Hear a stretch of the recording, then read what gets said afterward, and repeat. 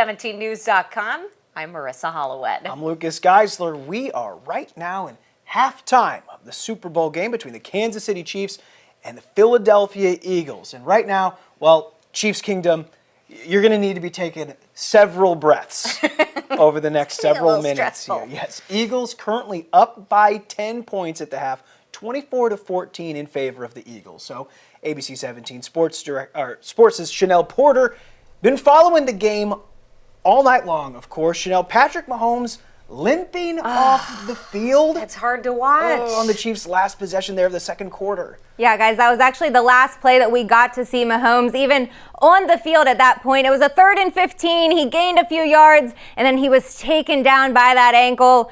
We don't know. He has 30 minutes of watching Rihanna to heal up and get back on the field. But right now, let's just take a look back at how those first scores were happening. Very first drive of the game, the Eagles drove down, taking that 7-0 lead with a Hurts QB keeper. And then the Chiefs, on their very first possession, had the answer, 18-yard touchdown pass to Travis Kelce. Of course, in the middle of those scores, we had a missed field goal on Kansas City's side. Hopefully, that doesn't come back to haunt them. The Eagles get the ball back, 45-yard touchdown pass to A.J. Brown. It was a big one. Chiefs needed to make something happen, and who else to do it? The Mizzou alum linebacker Nick Bolton. He's going to scoop up a fumble. He's going to take it to the house, tie it up at 14. Eagles get it back. They need something to happen. Hurts using his legs. He's been dominant running the ball this game. He goes in for a 4-yard score, 21-14, and of course, right before the half, the Eagles did kick a field goal. They're going to be 24-14 up at the half. Like I said, let's look at those stats. Mahomes so far, 89 yards and a touchdown. Not his best half for the league MVP in that one. Hurts, though, 181 yards passing, 61 yards rushing, 3 touchdowns. What a first half for Jalen Hurts on the big stage. Definitely making his name well known after that half.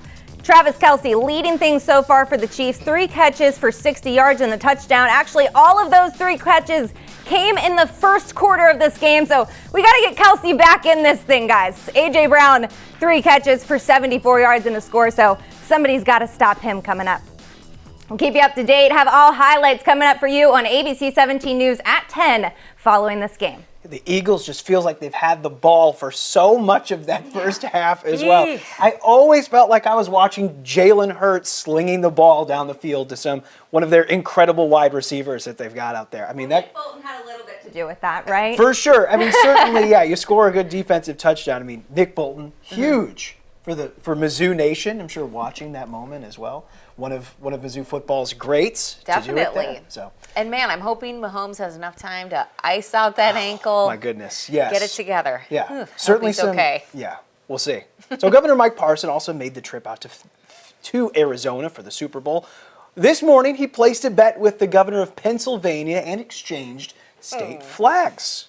Yeah, the losing team is going to have to fly the other team's flag at their state capital. Yeah, and Governor Parson ordered the dome to be lit up red and gold all weekend in support of the Chiefs. It's looking good. And hey, it has been a beautiful weather day here locally and in Arizona too. You really couldn't ask for anything better. And while things are going to be warm, we are looking at the chance of rain here on Tuesday. ABC 17 Storm Track Chief Meteorologist Jessica Hafner's tracking another nice day for tomorrow. Jess, we're going to see temperatures close to the 60s again tomorrow. Yeah, can't complain. Today was so nice. Most of us made it into the low 60s, and even at this hour, still around 48 degrees in the capital city. We have mainly clear skies, just a couple of clouds trying to roll through with the disturbance tonight, but we're in for another mild day tomorrow. So while we're starting off chilly, we're dropping down to about 32 degrees in Columbia and Jefferson City for the morning. I'm expecting a nice warm up. As you're heading out the door at lunchtime tomorrow, temperatures should be in the upper 40s. High temperatures by 3 o'clock approaching 60 degrees, even though we'll have a light northwest breeze. Getting into the latter part of the week, I'll be tracking more of an active pattern. So this weak disturbance rolling through tonight, not going to bring us any rain, but I'll be tracking another area of low pressure that's it's going to bring a warm front through the area on Tuesday. That'll bring us our next chance of rain, likely after midnight tomorrow. Here's what our future track looks like. Count on more sunshine again tomorrow. Those temperatures are going to be nice to start off. We'll be getting into the 50s for highs tomorrow. Some places close to 60 with that sunshine. Into tomorrow night, more cloud cover starts to move in ahead of our next warm front. That's going to keep our temperatures in the 40s. And as you'll see, that chance for rain will pick up after midnight. Showers look to continue through much of the morning, so plan on needing the umbrella for the morning commute on Tuesday. If you have Valentine's Day plans, we're likely going to have rain around at least through late afternoon.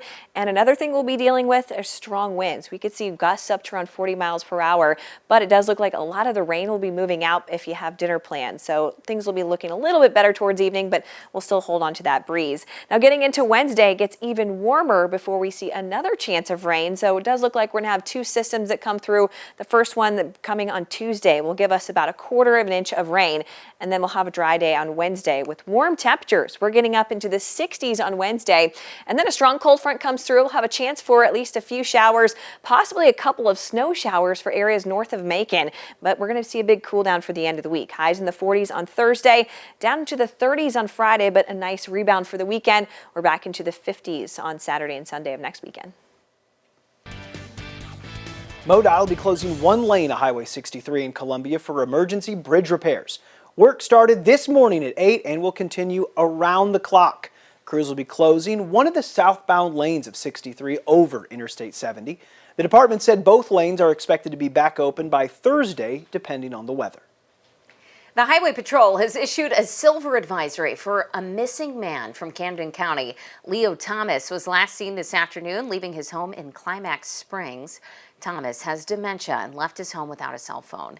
Here's his picture. He has blue eyes, no hair, and it's unknown what he was wearing when he left.